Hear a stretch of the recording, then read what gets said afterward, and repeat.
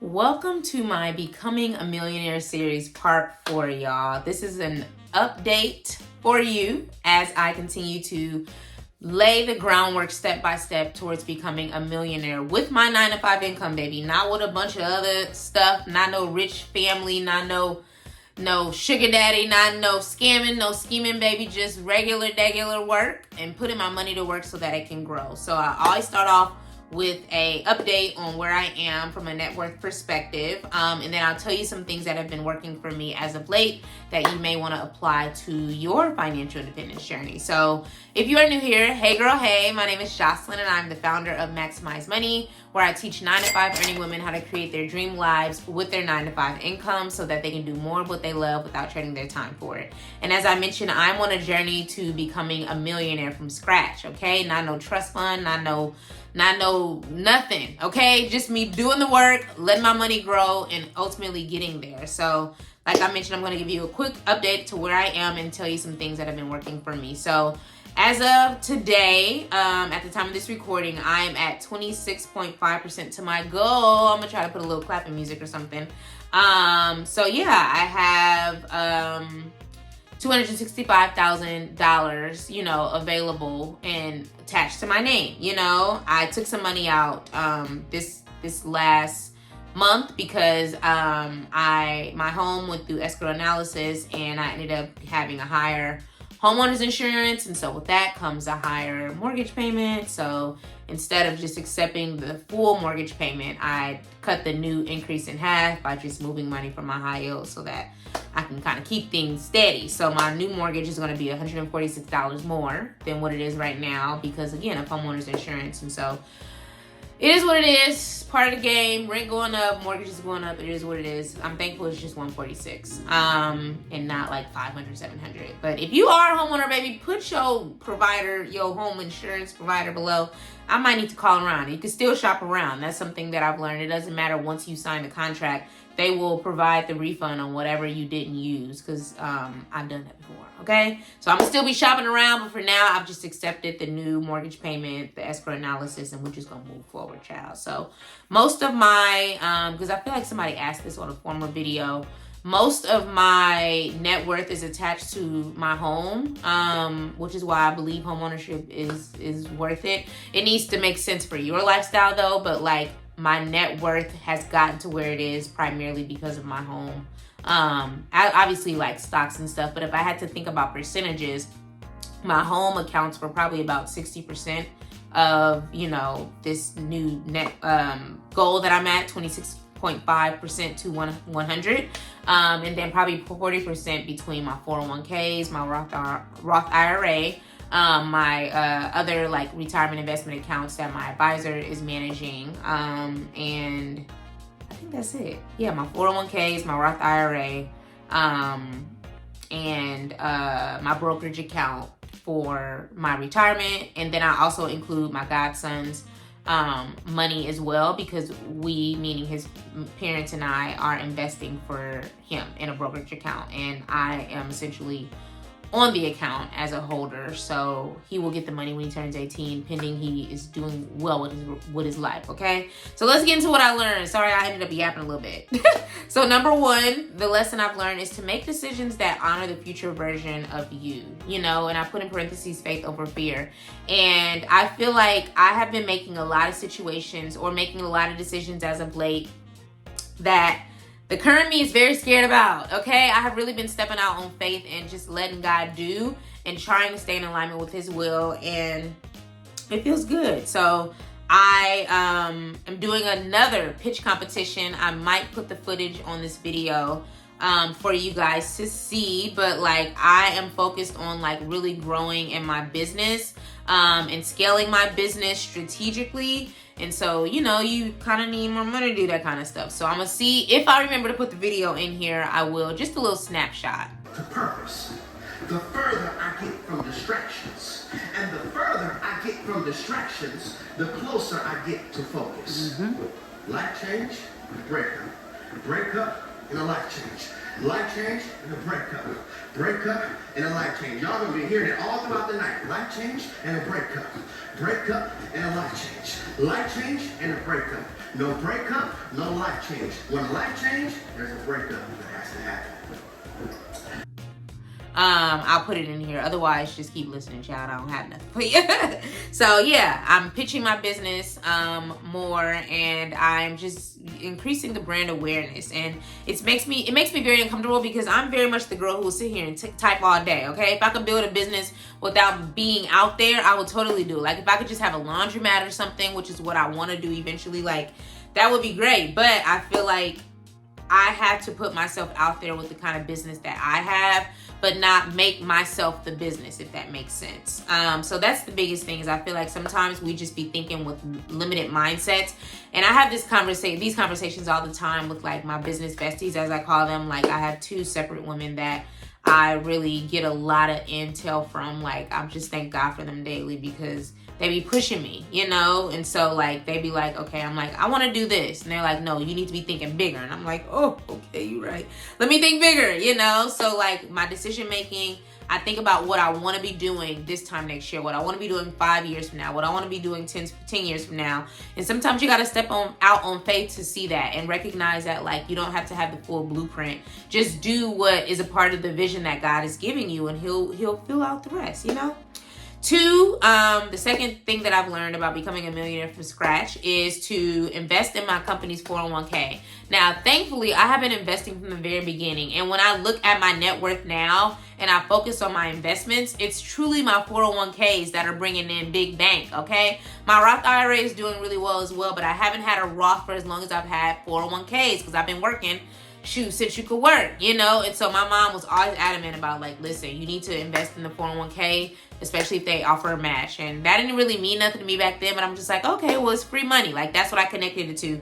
And a lot of people are not taking advantage of that. Like our companies offer retirement sponsored plans, which is what a 401k is. If you work as like a teacher or in the government, you know, you may have a 403b, but a lot of them allow you to set aside money now to ensure that you can retire and have money. Like we can't be just accepting our whole check now, because then we're gonna be working till we 70. And so like for me, when I be examining my numbers, I realize that my 401k is performing very well, and it doesn't require me to be some stock guru, you know, like target date funds, which is likely what's already in our 401ks. Those do really well because they target based on the date that they envision you retire. So if you're 30 right now, you would be likely retiring in another 30 years, which means it would be 22, 35, 40, 2055. 2055. So your target date fund would likely have a date attached to it of 2055, which means that since you're fairly young, they're probably going to have an aggressive portfolio, but it'll get more and more conservative as you get closer to 2055, because then things are going to start shifting. You're going to be getting older. Like it's just, you know, you don't want to be as volatile, if that makes sense. And so please, y'all, if your company offers a retirement sponsored plan, like a 401k or a 403b, please take advantage of it and at least contribute up to the match. Usually, like if you put in 6% of your total take-home pay and they match 3%, that means that if you put in 100, they will match $50. So now you have $150, and that money goes with you no matter where you go. You can leave that company. I got 401ks that I have consolidated from other companies into like one, and that just makes such a difference. I've rolled a lot of that money into my Roth too. So it's like, don't feel like, okay, does that mean I gotta work with the company forever? No, because that was what I thought for a long time, but you don't, y'all. Like, please, y'all, invest in your company's 401k. That is free money that you're missing out on from them if you do not, okay? And if you have questions about it, please comment below. But also, you know, talk to your benefits specialist, things like that. They give you a lot of intel. I also talk about those a lot in my perfect paycheck routine. It's essentially my 6-step process that I follow every paycheck to put my money to work. So if you are new here, I have paid off over $80,000 in student loan debt. I've saved 6 months worth of living expenses. I am generating over $20,000 in annual passive income through investing, stuff like this. And I still live my best life, okay? I be taking my trips. I have a whole beach travel vlog. Like, I live a pretty good life, but it took a lot of intentionality. It took setting up routines. And this is one thing that can help you. Like, if you're like, okay, yeah, girl, like I feel like my money just be gone by the time it hit my account, like I need a paycheck routine, then make sure you grab my perfect paycheck routine. Again, it's 6 steps. It is actionable, baby, and it's gonna get you together. Okay, don't leave your money to chance, because I used to do that, and then I would end up not having money. I would just spend it on happy hour, spend it on clothes, spend it on just unnecessary stuff. Like, make sure that the main things are the main things, and you have no excuse of what not to do, because I literally dump it into my routine checklist. 6 actionable steps. If you want those kind of outcomes that I have, you have to be willing to do the work. A lot of us are too lazy when it comes to our money, and you can't be lazy if you got goals, okay? Be strategic, okay? Have your routines and stuff like that. Third is to trust God's timing and outcomes. And don't rush outcomes. I'm sorry. I used to be a overthinker, over controller. I need to know what's going on. I need to know what's happening tomorrow, next year, 10 years from now. I don't do that anymore, because I feel like when I was rushing outcomes, I was missing lessons. And it's like, you could want what somebody else has, but do you even know what they had to do to get to that? Do you even know what they're doing now to maintain that? And that's when I be like, okay, I just want to be able to make work optional. Like, I don't want what anybody else has. I want to be able to wake up and decide what I want to do every single day and have the money to do it. That's what my definition of financial independence is. That's what success is connected to for me. Granted, there's many other components to that, but to know that I can live the life that I want to live and afford it comfortably without working a 9-to-5 is the goal. So I don't want to rush to get to that and then lose it because I didn't learn the foundational lessons that God wanted me to learn at each level. I don't rush anything anymore, because I feel like that's how you miss stuff, and you just start comparing yourself to others, and you don't know what they had to go through. So I've just learned to release control, let God do, and ask him to truly order my steps. And I'm just over here being a cute little passenger princess, okay? So don't rush God, y'all. Please don't. Let him unveil to you what he needs to unveil. It may be new mindset. It may be new beliefs. It may be unlearning things. It may be relearning things. It may be people that you need to meet. But if you rushing it, you may not get to meet them because you said yes to this one thing when God wanted you to have space and the capacity to say yes to something else. And so me and my sis just said this. Let your yes be your yes and your no be your no. And that all connects to having a vision for your life. The next thing that I've learned is how you manage $1,000 is how you manage $100,000, y'all. And this is so important to me because, again, I am a certified financial educator. People bring me all their money challenges that they think are just, I'm never going to get out of it, baby. I'm like, listen, you ain't met me. You have not seen my life. My finances were jacked up. And I felt like I used to always be the person asking for more. Like, oh, God, if you just bless me with this. Oh, if I just had an extra this amount of money. No, none of that matters if you don't have good habits with the money you have now. I realized looking back that I could have been doing so much more with my money because I've been working since before you could work, okay? And I could be so much further along if I made good decisions earlier on in my career and not waited till my 30s to be making them. But we get to things in due time. But stop asking God for more if you're not even managing what you have now. Because how you manage that little is how you're gonna manage a lot. So what I recommend is to create routines. Have a routine. I talk about having a perfect paycheck routine. I literally just plug my perfect paycheck routine because without it, you're just going to be leaving your money to chance. We need to be telling our money what to do instead of our money telling us what to do. Or we're spending money on Amazon and shopping and the money's going before it hits your account. If you are sick of living like that, because that was my life. I couldn't even afford to live in my own apartment, let alone buy a home. I just couldn't afford when I got laid off from my job, 8 whole months. I didn't even have enough saved to cover that. I was calling family. It just was a ghetto game. And I'm we be thinking we just, hidden from all that stuff. But look at the economy now, y'all. Even government jobs is letting folks go. Now is not the time to play. And I'm not saying, you got to just save your whole check. But you need to have routines in order. You need to be paying yourself first. You need to be tackling that high interest debt so that that money that you're paying towards your debt, once you pay it off, can be rerouted towards other things, So again, my perfect paycheck routine is a game changer, y'all. Please grab it if you are okay, girl, I need some help. I do want to do better. I don't know where to start. Please, stop asking God for more. Do what you need to do with the money you have now, and when more comes, you'll know exactly what to do with it because you have your routines. You've set a foundation, okay? Another tip that I have learned throughout this journey is to stop hiding and do the things that you've been called to do.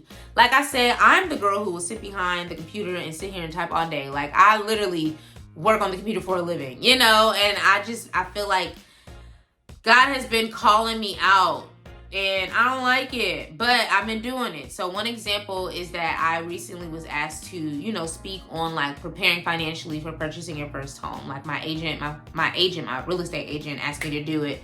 And I have a whole vlog on that experience that I will likely pop up on the screen and link up here if it's already available. I'm not sure, I haven't done it yet. But that was very scary. But I also had said last year that I wanted to do more speaking events because I feel like what I do and how I communicate is best verbally. Like some people can sit there and blog all day. I can't. I could just sit here though and talk to y'all for 20 minutes and you get what you need to do and go and do it, you know? So I'm just thankful for that. And I actually am going to put a little sneak peek of what it was like to speak at the event. So I'm going to pop that up on the screen now. Looks like for, you know, a high yield savings account versus a regular savings account. So with the high yield, let's assume that the APY, which is again the annual percentage yield, is 4.15%. And you put, you know, you open it, you put $1,000 in there, and you do nothing else, assuming that that APY doesn't change because it's variable, which means that it kind of fluctuates according to what's happening in the market. But I will say lately, the one that I have, it hasn't changed since December, so you know, it's not as like every month it jolts, you know, but in the pandemic, like it did drop because the economy was crashed. But now it's like slowly going up, but like going down, but it hasn't changed lately. Just, you know, to give you a little backstory. So again, after a year, if you don't touch it, that $1,000, if you touch it, then that's not what you're gonna get. But if you don't touch it and the APY doesn't change, you'd have a larger balance of $41.50. And a lot of people feel like, okay, but like, that's not enough. That's not a lot. But it is because you didn't have to work for that $41. You literally just set it aside and didn't touch it and it grew on its own. So yes, y'all, that was it. I loved it. We're going to be doing another one. And I'm just excited about what this is going to turn into because she want to start doing content together. And I'm like, yes, period. I love that because we flow really well. Another thing that I want you to keep in mind and that I'm keeping in mind as I continue to become a millionaire from scratch is to be ultra selective of the company that you keep, y'all, and never feel bad. I put this in parentheses. Never feel bad for severing a connection when God handed you the scissors. Now, I didn't come up with that quote. I am a big fan of Jerry Flowers. He is a local pastor here in Houston, and I just feel like he be just helping me lay my foundation with God. I don't make him responsible, but like, you gotta have people around that's gonna keep you sharp, you know? And so like, I've just been really praying that God surrounds me with people that want to help me grow and that I help them grow, like that it truly be an iron sharpens iron experience. And out of that just came so much, you know, like I feel like I have, you know, like I said, like I have my business besties, you know, I have my accountability partner. One is local to the state and then the other one lives like internationally, but she's American, you know. And then now I told you, like my real estate agent, she wants to start doing like content days together. We want to do more events together. So I just feel so thankful. But then even on the business component, I also run a private community. It's called Money Girl Collective. And it's a year-long coaching program where like-minded women coming together with me to essentially like transform their relationships with money over the course of a year. So like each month we focus on a different topic. So month one was like, you know, mindset stuff, you know, addressing your beliefs, addressing your trauma. And then we talk about like money leaks and like money management, because a lot of times we spend money, we don't even realize that we're spending it because it's just a Starbucks run here, it's a nail salon here, it's a beauty supply stop here. But before you know it, you know, you short $200 because you done already spent the money, you know. And then we have a debt month, a savings month, an investing month, a real estate month. Like it's just each month is focused on a specific topic, and the girl is coming to me and I present to them, but then also they get a chance to meet one another and they get to learn together. Like it's literally like group coaching, but there's also an individual component. And I just feel so thankful because the feedback has been so good. Like this is my first year doing it and they're building it with me, and I just feel so thankful because like I wish that I had this kind of community back when I was serious about like my you know, financial freedom journey, which started almost 10 years ago. Like when you want something better for yourself, sometimes you look around and you realize that like you're the only one. You might not have any friends that are serious about money improvement. They may just be one to go to happy hour. You may realize that like, oh, my family doesn't really know much either, because like we all struggle growing up. Like, you know, you have to have people around you that keep you sharp and remind you and hold you accountable. And that's what Money Girl Collective is. Like, I'm just so thankful that they trusted me. I'm so thankful that God gave me this vision, because I see it becoming bigger and better. Like, I see us on trips, baby. I see us linking up. Like, it's not just gonna be, okay, here's what you do with your money. Like, we're gonna have fun. Like, I want this to be a sisterhood. And so far, like, that's what it feels like. And so I just feel so good that I can bring my full self. And we talking money moves all month, all year, okay? So if you're interested in that, we will do an official launch like for the second year, which will be 2026. That'll be back in October. But if you're interested in now, just comment below. And I'll also link the wait list in the description as well if you want to learn more. But I'm telling y'all, get around some people that think big, okay? A lot of people just be thinking small. They just be okay with okie doke living. Like, that's not what we doing. We thinking big. We expanding the vision that God has given us. And you need to have people around you who also think you are a big deal, baby. You gonna get that in Money Girl Collective.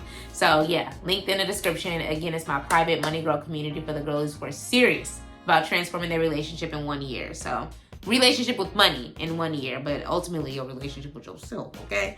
And then lastly is what used to, you know, charge you up, like give you like gas you up, may not charge you anymore, and that's okay. And so that's another Jerry Flowers quote. I'm just gonna pop the video up on screen, girl. I'm gonna pop it up on the screen.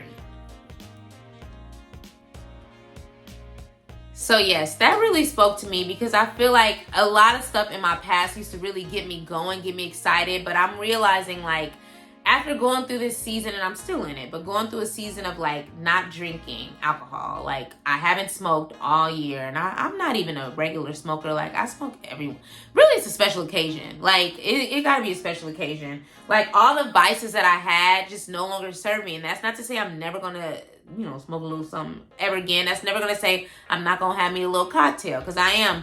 But it just feels so good to know that like I replaced those things with God, and, you know, with other healthier habits. And I feel like, I'm not saying I gave it up for God, but I feel like God is seeing that, he's honoring that, and he recognizes that, like, okay, even if she does go back to these things, it's not going to be the same, because she understands who she is. She understands whom she is, you know, who she's connected to, which is God, and the vision that he has for my life. Like, I just wanted this to be a season of focus. I wanted to start the year off like, you know, just in a better place with some of the habits that I had. And I just feel so blessed. Like, all the things that I thought that I really needed, all the people that I thought that I really needed, you don't. Like Erykah Badu says, and I say this to myself all the time, like, pack light. Like, all the stuff that you feel like you be needing, all it does is weigh you down. And so if there's something you've been thinking about giving up, or something you feel like you've been thinking about shifting, and you know, haven't done it, like, let this be a sign to, like, do it and go all in on it, and not feel no ways about what anybody else has to say about it. Because, I mean, not everybody kind of knows that I'm on this journey, but the few that do, they like, that's what's up. Like, they aren't even like questioning it or being negative. It's like, I want those kind of people around me, you know? Like, I have another friend who's also not drinking, and I don't think she's ever going to drink again, but like, nobody judges her for that. Like, that's just the life that she's in right now, and we have to respect that. And so you just realize that the things that used to really get you going may not get you going anywhere. And that's how you know that you're growing, because you've released all the things that society tells you is cool or to do, and you decide to just lock in with God. And so those are my lessons, y'all. 7 hopeful tips. Hopefully you learned something from these. Please like, comment, share, subscribe. I love doing these videos. I love getting your feedback. Let me know if you have any questions. Like, I'm all about us, especially women who look like me, regular, schmegular black women, living their best lives and having the money to actually do it. So thank you so much for joining this journey with me. I will continue as long as y'all continue to watch. And please share this. You know, share this with someone who's looking to get their coins together. Share this with somebody who needs some inspiration. And let's get this money, baby, and maximize it, and not have to trade all of our time to do it, okay? We're going to grow it strategically by investing it and putting it in the right avenues. So thank you so much for watching. I'll see you on the next video. Peace.